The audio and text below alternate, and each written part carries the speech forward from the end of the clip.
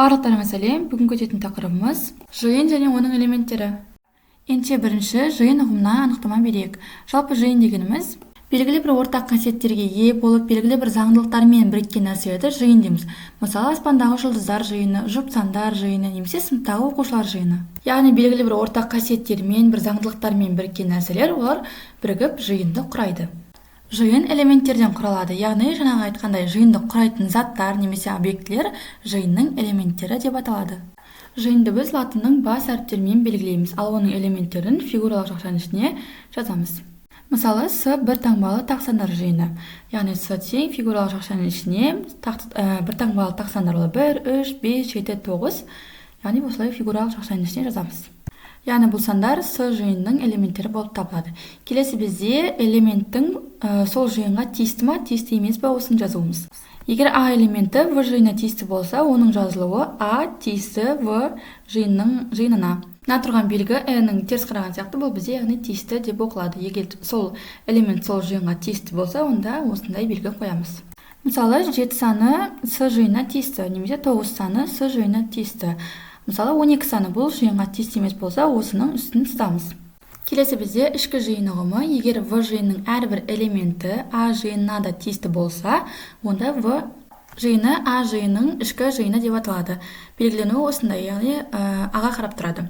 Оқылуы В жиыны А жиынның ішкі жиыны.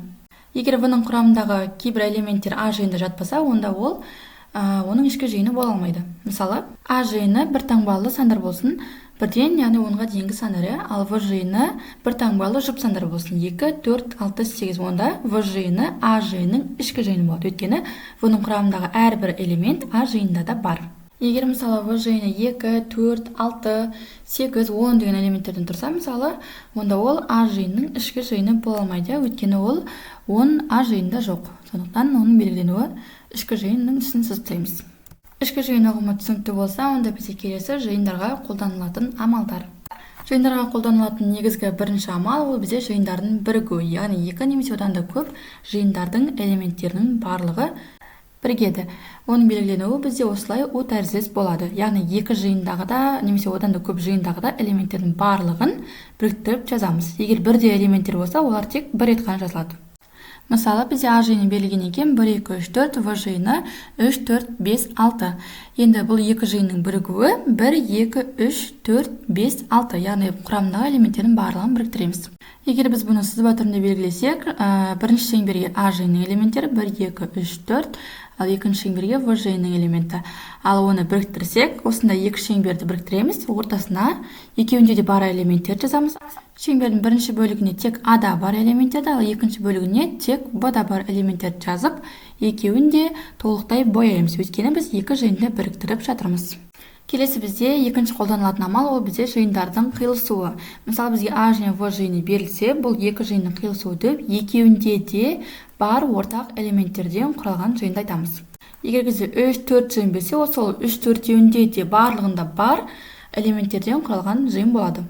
Енді біздің мысалымызға келтірілген жиындардың қиылысуын қарастырып көрейік. Бұл жерде бізде екеуінде де бар элементтер ол 3 пен 4, яғни бізде А мен В-ның қиылысуы ол бізде 3 пен 4. Дәл жаңағыдай қайтадан элементтерді жазып аламыз диаграммалық түрде, және оның тек ортасын ғана бояймыз, өйткені бізде қиылысу болып тұр.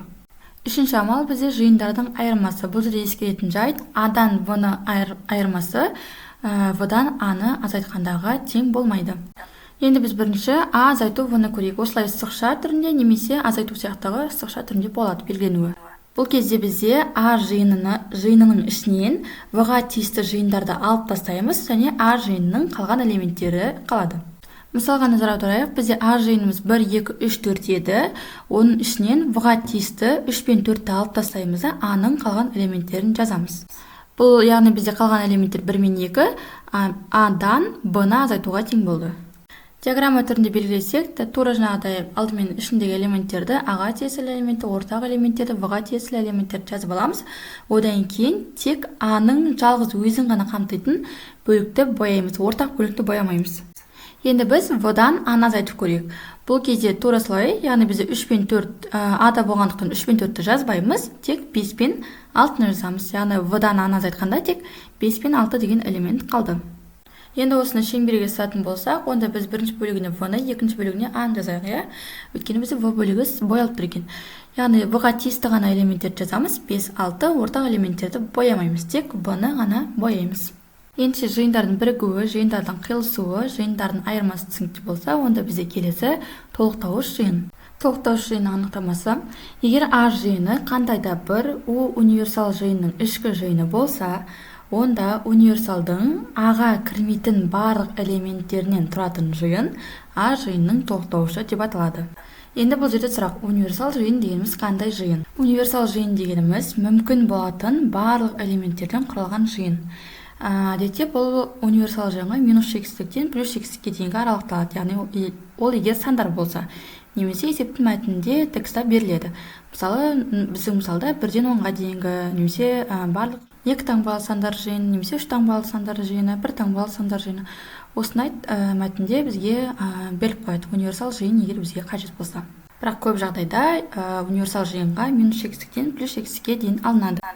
Бізде жиын тек қана сандардан құралмайды ғой. Мысалы, кейбір есептерде апта күндері мен ай күндерімен береді. Ондай жағдайда бізде универсал жиын аптаның 7 күні немесе 12 ай деген сияқты болады. Яғни жиынның элементтерінің мүмкін болатын барлық элементтерінен құралған жиынды универсал жиын дейміз. Енді бізде а жиынның толықтауышы. А жиынның толықтауышы дегеніміз универсал жиыннан а жиынның элементін алып тастағандағы жиын, ол бізде а жиынның толықтауышы жиыны. Яғни былай мағынасы бойынша аның қалған толықтауышқа дейінгі элементтері.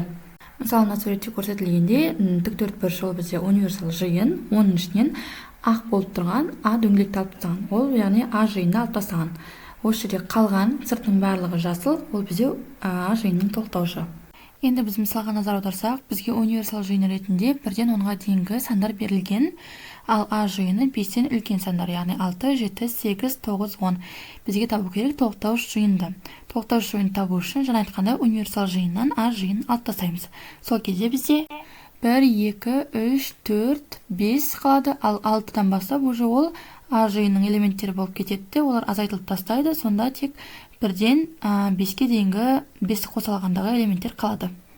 Енді осы тақырып бойынша есептер шығарып көрейік. Бізге а және в жиындары берілген, а мен в-ның қиылысуын, бірігуін, а-дан в-ны айырмасын және в-дан а-ның айырмасын табу қажет. Бірінші бізде а мен в-ның қиылысуы екен. Қиылысу дегеніміз ол екеуінде де бар ортақ элементтерден құралған жиын. Бізде екеуінде де 1 бар және 5 бар екен. Сонда бізде а мен в-ның қиылысуы ол 1 және 5 деген элементтерден тұратын жиын болады екен. Келесі бізде а мен в-ның бірігуі.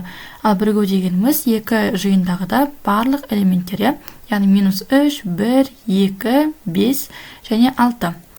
Келесі бізде а-дан б-ны азайту керек. Яғни тек а-ның элементтері в-ның элементтерінің осының құрамында бар болса азайтып тастаймыз. Минус 3 бізде жоқ, сондықтан жазылады. 1 бізде бар болғандықтан ол азайтылып кетеді. Ал 2 жоқ, сондықтан 2 жазылады. 5, ол 5 в-да бар, сондықтан 5 жазылмайды. Келесі бізде в-дан а-ны азайтамыз.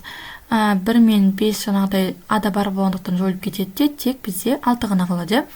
Келесі есеп бізде а жиыны минус шексіздіктен 3-ке дейін екен, 3-ті қоса алғанда, ал в жиыны 1-ден плюс шексіздікке дейін бізге табу керек. А мен в-ның қиылысуын, бірігуін және а азайту б-ны. Енді бірінші а жиыны мен в жиынның қиылысуын көрсек. Бұл жерде бізге координаталық сәулені сызған тиімдірек болатын сияқты. Енді бірінші а жиынын белгілесек, минус шексіздікпен 3-ті белгілесек, 3 бізде кіріп тұр, сондықтан ол қою нүкте болады. Ал 1 бізде ашық нүкте, 1 мен плюс шексіздікті. Енді осы екеуін аралықтарын сызып шығайық.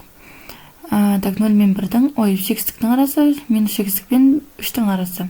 Енді бізде көріп тұрғанымыздай қиылысқан жері 1 мен 3-тің арасы. Жай жақшада 1, ал 3 бізде тік жақшада болады, өйткені ол осы аралықта кіріп тұр. Келесі бізде а мен в-ның бірігуі. Осы кесінден көріп тұрғандарымыздай ол минус шексіздік пен плюс шексіздіктің арасы болып тұр. Яғни а мен в-ның бірігуі, онда минус шексіздік және плюс шексіздік. Нәтиже жақсылар бізде жай болады. Келесі бізде а азайту в қалай болады. Бізде мысалы а жиыны қалай болып тұрыпты. Ол бізде минус шексіздік пен 3 болса, мысалы минус шексіздік 1, 2, 3 болып тұр. Ал в жиыны бірді алмай тұр, сондықтан 2-ден басталып тұр. 2, 3, 4 арғая кете береді. Ал бізде а жиынның ішіндегі в жиынның элементтері ол бізде 2 мен 3 болып тұр. Енді осы екеуін азайтсақ, сонда бізде қалатыны -8-дікпен 1-ді қоса алғанда болады. Келесі есеп бізде бұл жерде 3 жиын беріліпті, а, в және с жиыны. Бірінші бізде табу керек осы 3 жиынның бірігуін. Так, бұл жерде -8-дік тұр, сондықтан сразу уже басын -8-діктен бастай берсек болады. Ал соңы бізде үшеуінің біріккен жері қайсы болуы мүмкін? Давайте бірінші сызып көрейік. Бірінші а жиыны -3 пен 3-ті белгілесек, екеуі де бізде қою нүкте болады, өйткені екеуі де кіріп тұр. Одан кейін -8-дік пен 0. Бұл жерде бізде 0 кірмейді, 0 бізде ашық жақша болып тұр. Келесі с-да бұл жерде 0 кіріп тұр және 5-ке дейін. 5-ті қоса алғанда. Енді бізде бұл жерден көрініп тұр, соңы 5-ке дейін екен. 5 және тік жақша болады бұл жерде. Келесі бізде осы 3 жиынның қиылысуы керек екен. Біз кесіндіні әдемілеп сыздағы суретін. Енді осы үшеуі де қиылысқан жерді іздеп көрейік. Яғни 3 бөлікте боялған жер бар ма екен. Бізде тек үшеуі де 3 түсте араласқан жер, ол бізде 0 деген нүкте болып тұр, бірақ та сары бізде в жиыны болып тұр ма? В жиында 0 кірмей тұр, ал с-да кіріп тұр, яғни бұл жерде үшеуінің де қиылысқан нүктесі жоқ. Яғни бізде в-да кірмей тұрғандықтан ол 0 деген нүктені ала алмаймыз, сондықтан бұл бос жиын. Бос жиын дегеніміз элементі жоқ жиынды біз бос жиын дейміз. Бос жиынның яғни элементі жоқ дегенді белгіленуі дөңгелек үстін сызып жасаймыз. Келесі есеп бізде а мен в жиыны берілген, а мен в жиынның толықтауышының бірігуін табуымыз қажет екен. Бірінші бізде толықтауыш табу үшін универсал жиын керек. Бұл жерде біз универсал жиын ретінде -x-дік пен +x-дікті аламыз. Енді біз бірінші в жиынның толықтауышын табуымыз керек. Толықтауыш табу үшін универсал жиыннан в жиынын азайтып тастаймыз. Так, бізде -x-діктен +x-дік және в жиыны -x-діктен 1-ді алмағанда болса, бізде тік жақша 1-ді алып +x-дік деген қалады. Егер біз оны сызсақ, -x-дік және 1-ді қоса алмаймыз, оның нүктесі ашық болады. Ал универсал жиынымыз ол -x-діктен +x-дік толықтай қамтып тұрыпты. Сонда бізде 1-ден +x-дікке дейінгі аралық болады. Енді осы в жиынын толықтауышын а жиынымен біріктіреміз. Бізде 1-ден басталып тұрады ғой, ал а жиында -7-ден басталып тұрған екен. Енді 2 жиынды біріктірсек, бізде ол -7-ден +x-дікке дейінгі аралық болады. Енді осы в жиынын толықтауышымен аның қиылысуы қалай болады екен? Так, бізге сызған ыңғайлы болатын сияқты. Бірінші -7 мен +7 аралықты қою нүктеде белгілеп алайық. В-ның толықтауышы ол бізде 1-ді қосылғанда және +x-дікке дейін, сонда екеуінің қиылысқан жері 1 мен 7-нің арасы екен. Келесі есеп бізде а жиыны берілген, в жиыны берілген, а мен в-ның бірігуінің толықтауышы және а мен в-ның қиылысуының толықтауышы. Бастапқы есеппен салыстырғанда, осыдан алдыңғы есеппен салыстырғанда, тек бұл жерде толықтауыш в-ға ғана тиесілі емес, екеуіне де тиесілі болып тұр. Яғни екеуінің бірігуіне тиесілі болып тұр. Бірінші біз а жиын мен в жиынның бірігуін жазамыз. Координаталық түзуге сызсақ, 2 мен 0-дің аралығы, 2 бізде ашық нүкте, 0 қою нүкте. Ал келесі в бізде 0 мен 9-дің аралығы. 0 да кіріп тұр бұл жерде, ал 9 да тоже кіріп тұр. Сонда бізде бірігуі 2 мен 9-дің арасында. 9 бізде кіріп тұр. Енді осы 2 мен 9-ның арасын біз универсал жиыны азайтамыз. Универсал жиын бізде -x-дік пен +x-дік. Универсал жиын мен а мен в-ның бірігуін азайтсақ, бізде жай жақшада -x-дік пен 2-ке дейін, өйткені 2-ні бұл аралықта алмай тұрыппыз, сондықтан алына жерде аламыз универсал жиынын азайтқан кезде. Бірге де және 9-дан ары қарай тоже бізде универсал жиынның ішіне кіреді, сондықтан ондан а мен в-ның бірігуін азайтып тастасақ, бізде 9-дан +x-дікке дейін қалады. Келесі бізде а мен в-ның қиылысуының толықтауышы.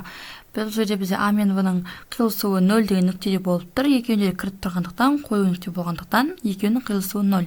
Ал енді универсал жиыннан 0-ды азайтып тастасақ, жай жақшада 0, өйткені 0 бізде кірмейді. Универсал жиынын азайтып тастағандықтан. Сонда бізде жауабы -x-діктен жай жақша 0-ге дейін, жай жақшада 0-ден +x-дікке дейін. Осымен біздің есептеріміз аяқталды. Егер тақырып түсінікті болса, каналға тіркеліп, лайк басып кетіңіздер. Келесі сабақ жақын арада шығарылады.